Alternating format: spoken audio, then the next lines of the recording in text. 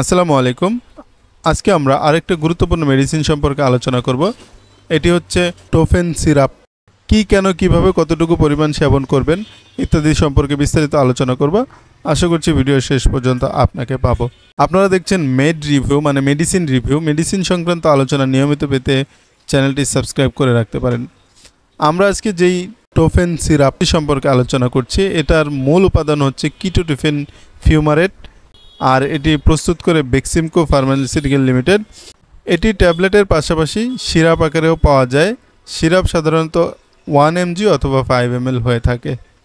চলুন এবার জেনে নেই বিশেষজ্ঞ ডাক্তারগণ বেশিরভাগ ক্ষেত্রেই কোন কোন সমস্যার কারণে টোফেন মেডিসিনটি বা কেটোটোফেন প্রেসক্রাইব করে থাকে। সাধারণত বেশিরভাগ ক্ষেত্রেই যাদের প্রচুর পরিমাণ শ্বাসকষ্ট রয়েছে তাদেরকে এটি দিয়ে থাকেন। পাশাপাশি অ্যালার্জিজনিত কারণে চোখ লাল হয়ে যাওয়া এবং রাইনাইটিস বা নাক দিয়ে পানি পড়া, এ সকল সমস্যায়ও এই মেডিসিনটি প্রেসক্রাইব করা হয়।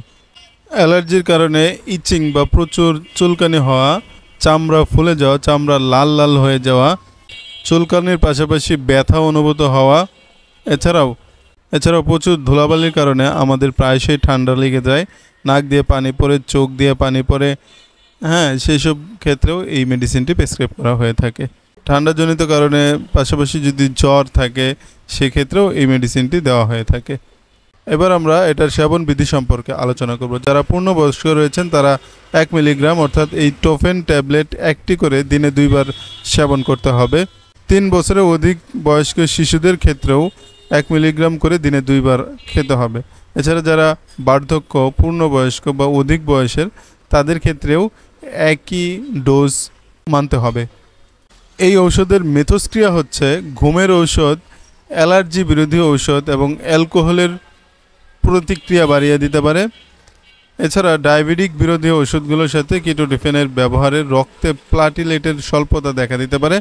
অতএব ঔষধ দুটো একসাথে ব্যবহার করা পরিহার করতে হবে। এবার আমরা এটার পার্শ্ব প্রতিক্রিয়া সম্পর্কে আলোচনা করব।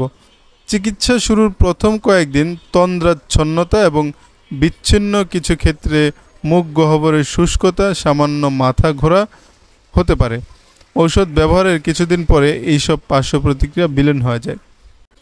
অতিরিক্ত মাত্রায় কিটোটোফেন সেবন করলে কি হতে পারে? অতিরিক্ত মাত্রায় কিটোটোফেন প্রয়োগে দ্বিধাগ্রস্ততা, তন্দ্রাচ্ছন্নতা, মাথা ব্যথা, নারীর নিম্নগতি, শ্বাস প্রশ্বাসের অবনমন ইত্যাদি দেখা দিতে পারে। এই ছিল টোফেন সিরাপ সম্পর্কে আলোচনা। মনে রাখবেন, টোফেন সিরাপ হচ্ছে প্রেসক্রিপশন মেডিসিন অনলি, অর্থাৎ ডাক্তারের প্রেসক্রিপশন ছাড়া এই মেডিসিন ব্যবহার করা যায় না।